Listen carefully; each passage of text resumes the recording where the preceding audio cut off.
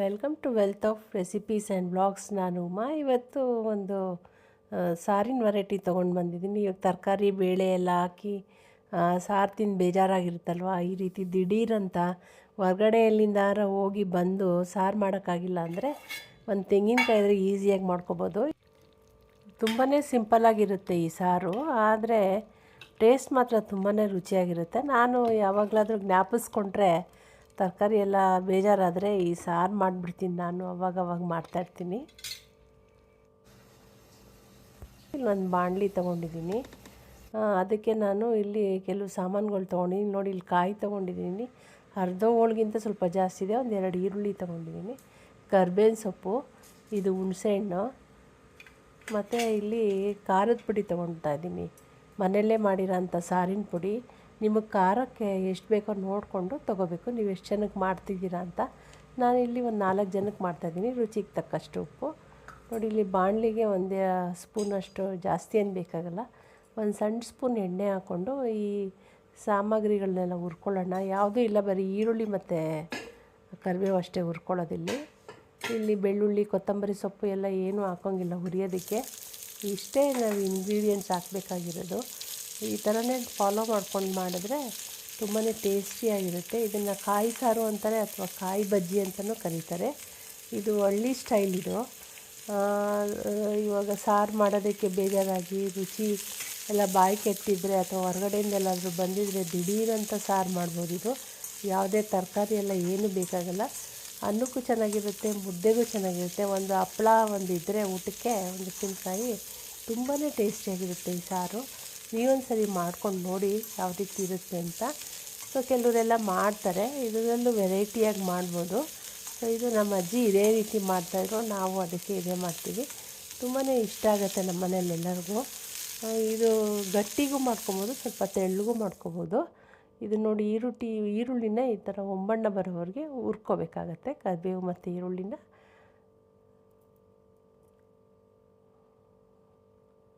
So ಕಾಯಿ ತೊಗೊಂಡಿದ್ದೀನಲ್ಲ, ಇದೇ ಮಿಕ್ಸಿರಲ್ಲಿ ಇದು ನುಣ್ಣಗಾಗುತ್ತೆ, ಅದರಿಂದ ನಾನೇನು ತುರಿದಿಲ್ಲ.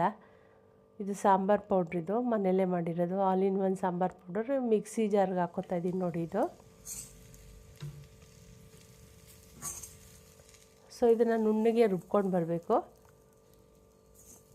ಸಾರಿಗಾದರೆ ಮುದ್ದೆಗಾದರೆ ಸ್ವಲ್ಪ ತೆಳ್ಳಗೆ ಮಾಡ್ಕೊಬೋದು. ಇದನ್ನು ತುಂಬ ಗಟ್ಟಿಗೆ ಮಾಡಿಟ್ಕೊಂಡು ಒಂದು ವಾರ ಫ್ರಿಡ್ಜಲ್ಲಿ ಇಟ್ಕೊಂಡು ತಿನ್ಬೋದು. ಕಾಯಿ ಬಜ್ಜಿ ಥರ ಇರುತ್ತೆ ಗಟ್ಟಿಗೆ. ಸೊ ನಾನಿಲ್ಲಿ ಸ್ವಲ್ಪ ತೆಳುಗೆ ಮಾಡ್ತಾಯಿದ್ದೀನಿ. ಸೊ ನೀರು ಹಾಕ್ಕೊಂಡು ಇದನ್ನು ರುಬ್ಕೊಂಡು ಬರೋಣಂತೆ. ಇದು ಬರೀ ಮುದ್ದೆ ಮತ್ತು ಅನ್ನಕ್ಕಾಗುತ್ತೆ ಅಷ್ಟೇ, ಇನ್ಯಾ ಚಪಾತಿಗೆಲ್ಲ ಅಷ್ಟೊಂದು ಚೆನ್ನಾಗಿರಲ್ಲ. ಅನ್ನಕ್ಕೆ ಮತ್ತು ಮುದ್ದೆಗೆ ತುಂಬಾ ಟೇಸ್ಟಿಯಾಗಿರುತ್ತೆ. ಇಲ್ಲಿ ರುಬ್ಕೊಂಡು ಬಂದೆ ನೋಡಿ, ಈ ಥರ ರುಬ್ಬಿದ್ದೀನಿ. ಸೊ ಇಲ್ಲೇನು ಹಾಕೋಂಗಿಲ್ಲ, ಇದೇ ಅಷ್ಟೇ ನಮಗೆ ಬೇಕಾಗಿರೋ ಸಾರಿಗೆ. ಇದೊಂದು ಒಗ್ಗರಣೆಗೋಸ್ಕರ ಇದನ್ನು ರೆಡಿ ಮಾಡ್ಕೊಂಡಿದ್ದೀನಿ. ಕರಿಬೇವು, ಒಣಮೆಣ್ಸಿನ್ಕಾಯಿ, ಈರುಳ್ಳಿ, ಒಂದು ಸ್ವಲ್ಪ ಬೆಳ್ಳುಳ್ಳಿ. ಒಗ್ಗರಣೆ ಸ್ವಲ್ಪ ಸ್ಟ್ರಾಂಗಾಗಿರ್ಬೇಕು ಇದಕ್ಕೆ. ಸೊ ಎಣ್ಣೆ ಕಾಯ್ದಿದೆ, ಎಣ್ಣೆ ಹಾಕ್ತಾಯಿದ್ದೀನಿ. ಪಾತ್ರೆ ಕಾಯ್ದಿದೆ, ಫಸ್ಟೇ ಇಟ್ಬಿಟ್ಟಿದ್ದೆ. ಪಾತ್ರೆ ಸ್ವಲ್ಪ ಜಾಸ್ತಿನೇ ಕಾದ್ಬಿಟ್ಟಿದೆ. ಸೊ ಬೇಗ ಎಲ್ಲ ಹಾಕೊಂಬಿಡೋಣ. ಸಾಸಿವೆ ಹಾಕೋತಾಯಿದ್ದೀನಿ ನೋಡಿ. ಸೊ ಜೀರಿಗೆ ಹಾಕಿದ್ದೀನಿ. ಮಿಕ್ಕಿದೆಲ್ಲ ಒಗ್ಗರಣೆದೆಲ್ಲ ಹಾಕ್ಕೊಳ್ಳೋಣ. ಬೆಳ್ಳುಳ್ಳಿ, ತುಂಬಾ ಕಾಯ್ದುಬಿಟ್ಟಿದೆ ಪಾತ್ರೆ. ಕರಿಬೇವಿನ ಸೊಪ್ಪು ಹಾಕ್ಕೋಬೇಕು, ಮತ್ತು ಒಣಮೆಣ್ಸಿನ್ಕಾಯಿ.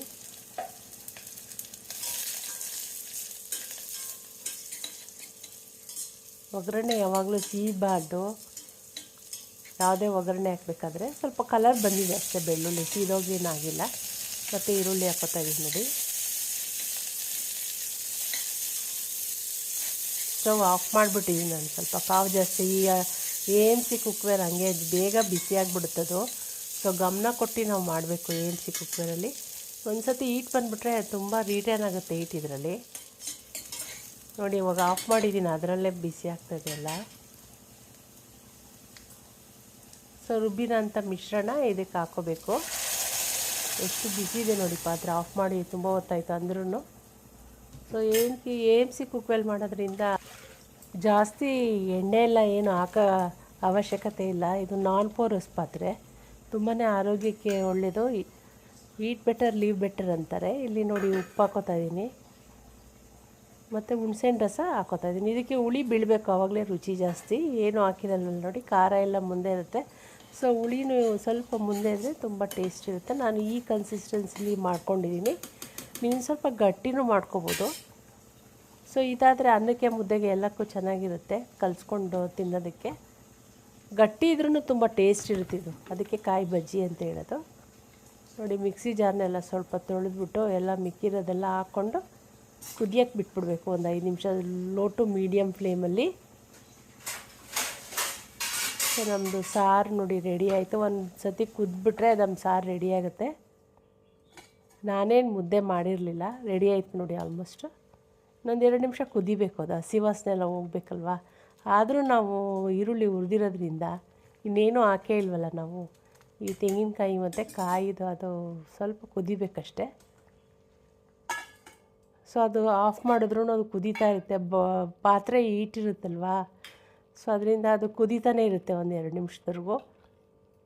ಸೊ ರೆಡಿ ಆಯಿತು ನಮ್ಮದು ಕಾಯಿ ಸಾರು ಅಥವಾ ಕಾಯಿ ಬಜ್ಜಿ.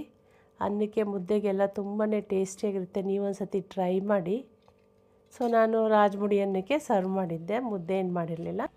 ನಾನು ಹೇಳಿದ್ನಲ್ಲ, ಬಿಸಿ ಬಿಸಿ ಅನ್ನಕ್ಕೆ ತುಪ್ಪ ಹಾಕ್ಕೊಂಡು ಒಂದು ಹಪ್ಪಳ ಅಥವಾ ಉಪ್ಪಿನಕಾಯಿ ಇದ್ದರೆ ಅದೇ ಸಾಕು. ತುಂಬಾ ಟೇಸ್ಟಿಯಾಗಿರುತ್ತೆ ಇದು. ನೀವೊಂದು ಸತಿ ಟ್ರೈ ಮಾಡಿ, ಹೇಗೆ ಬಂತು ಅಂತ ನನಗೆ ಹೇಳಿ. ಇದುವರೆಗೂ ನನ್ನ ವಿಡಿಯೋ ನೋಡೋದಕ್ಕೆ ಧನ್ಯವಾದಗಳು. ಮತ್ತಷ್ಟು ರೆಸಿಪೀಸ್ ಜೊತೆ ಬರ್ತೀನಿ. ಅಲ್ಲಿವರೆಗೂ take care. Thank you for watching my video. Thank you.